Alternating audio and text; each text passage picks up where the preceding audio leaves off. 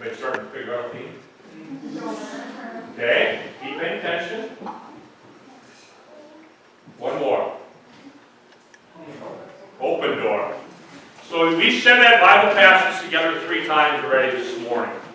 And I'd like to spend a few minutes for us to meditate on that Bible passage and really help us to understand how, when you talk about Jesus Cares Ministries, that Bible passage is so applicable.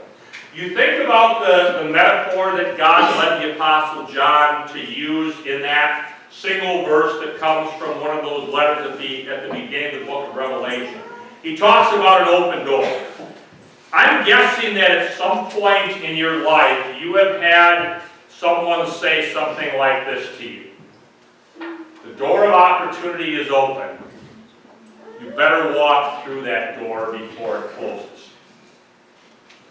Let's talk for a little bit about the open door opportunity with Jesus Cares Ministries. And I'm not going to start local here.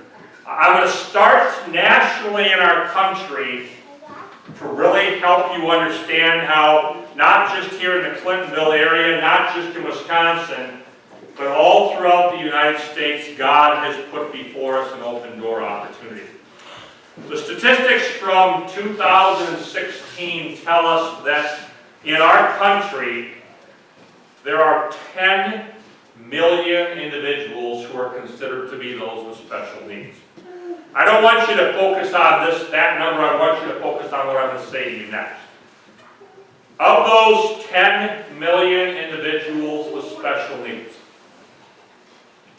80% of them and their families do not have a church home at all. Let me say that again so you make sure you heard it correctly. So we've got 10 million individuals in our country with special needs. 80% of them, or 8 million, and their families have special needs. And those 8 million with special needs do not attend church on a regular basis. And let me help you understand that a little bit more. I'm sure it's happened where Pastor Beal is right at that point in his sermon on Sunday morning where he's trying to make the one point he wants you to take home for the rest of the week. And right at that point, the 2 or 3-year-old who didn't get a good night's sleep or didn't get their nap lets out a holler. And nobody heard what Pastor said. But I want you to think for a moment. When that 2 or 3-year-old in the back of church lets out that holler, what's everybody's natural tendency? You're not obvious about it, are you? But you probably want to go, okay, who can't keep their kid quiet? Imagine for a moment that it's not a 2 or 3-year-old that didn't have a good night's sleep, but instead it's a 12-year-old boy on the autism spectrum. And the sensory overstimulation from the music and the din, the noise, and the sanctuary and everything else has put that boy at his wit's end. And he has a meltdown. And he lets out a bellow. And again, everybody's eyes sort of turn back to those parents. And the message, whether you intended it or not, is either keep your kid quiet or take him out. What are the chances you think you're ever going to see that family in your church again? Not a chance, right? Because whether you intended it or not, they got the message. That kind of behavior is not welcome here. I'm going to share something with you, and this just developed in the last month. I've been using that illustration for the last 3+ years. 4 weeks ago today, that illustration got very real for me. Among the many things that Jesus Cares is doing right now to try to help reach out to individuals with special needs is we are involved in the production of a disability awareness movie called The Open Door. I'll talk a little bit more about that in Bible class. Right? So 4 weeks ago today on a Sunday afternoon, we were filming a scene set in a church where the young man with special needs in the movie is greeted by a 12-year-old boy who's sitting right in front of him. Everything went right on cue with the script of the movie. But what was unbelievable what was happened after we filmed that scene. I happened to be standing in a group with the mother of that 12-year-old boy, and she said, that whole thing was very sort of surreal for me, because our family has not been in church for 4 years because of the challenges of our son's autism. There were 3 or 4 other people staying in the group, and all of them knew that I worked with Jesus Cares, and they all sort of looked at me and said, okay, so when are you going to tell her about Jesus Cares? And obviously I took the cue and I did it, but that illustration right there, that family has not been in church for 4 years because of the challenges with their son's autism. So I don't have exact numbers for this area, but let me just share a couple things with you to help you understand how that open door opportunity is right here in your backyard. I don't know if you are aware that we have a Jesus Cares program up in Shawano. There are group homes and opportunities here in your area, and for the 12 miles to the south, down to New London. We're going to probably, God willing, be doing the exact same thing down in the New London area that we're doing with your congregation this morning, but we want to talk to your congregation first. With that opportunity out there, with the door open, and many of those individuals with special needs not having the opportunity to go to church, to go to Sunday school, to learn more about their Savior, to strengthen their faith. And as Pastor said so well at the beginning of the service, is this a mission field that your congregation can reach out to? I've got another picture I want to show you this morning. I know you did not sleep through it, it's not Easter Sunday.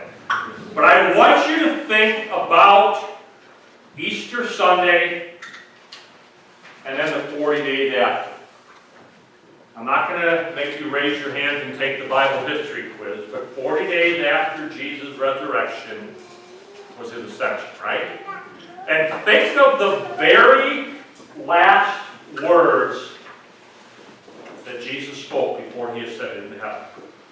Words that you all know rather well, don't you? You probably learned them as a child, and you've heard them all throughout your Christian life, where he told us, and if I started, you're probably going to finish the Bible passage, right? Go, make disciples of all nations. You know the passage well. Think for a moment what our perception of that passage most often is. Go and make disciples of all nations means that we don't just share Jesus in Clintonville or the Fox Valley or the state of Wisconsin or the United States. Right? It means that we go and share Jesus with people all over the world. I'd like you to think about that passage in a different way. The last 10 years, as I've been privileged to be involved in Jesus Cares and Special Ministries, I started to think about that passage in another way as well. When our Savior said, go and make disciples of all nations, yes, he was telling us to share him with people of all nationalities. But wasn't he also telling us to share him with people of all abilities as well?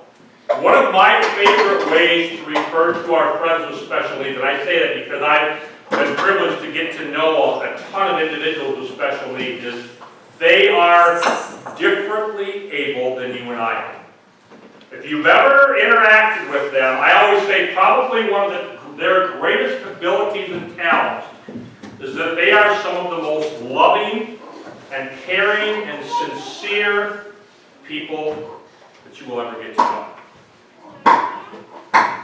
So as we think about that open door opportunity, as that opportunity is presented to your congregation this morning, might that be a way that you can use your talents to serve your Savior? Let me talk about what that involves in a little bit. That's always the question I get when we talk to a congregation about a Jesus Cares program. The first questions are, so what does that mean? People to help lead the worship, and it does not necessarily have to be your pastor.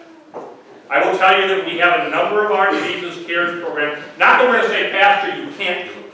Because I think from the conversations I've had with him, he may want to do that.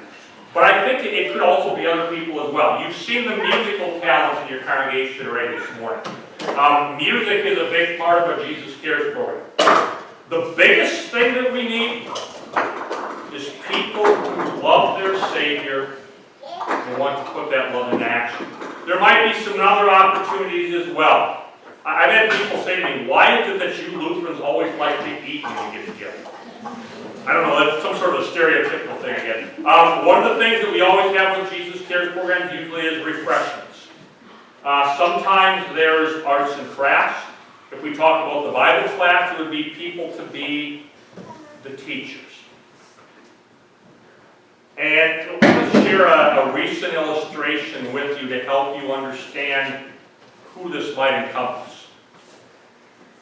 A little over a month ago, I got to lead the first service like this for the brand new Jesus Cares program down at Bethlehem Lutheran Church in Carmel, Indiana, on the north side of Indianapolis.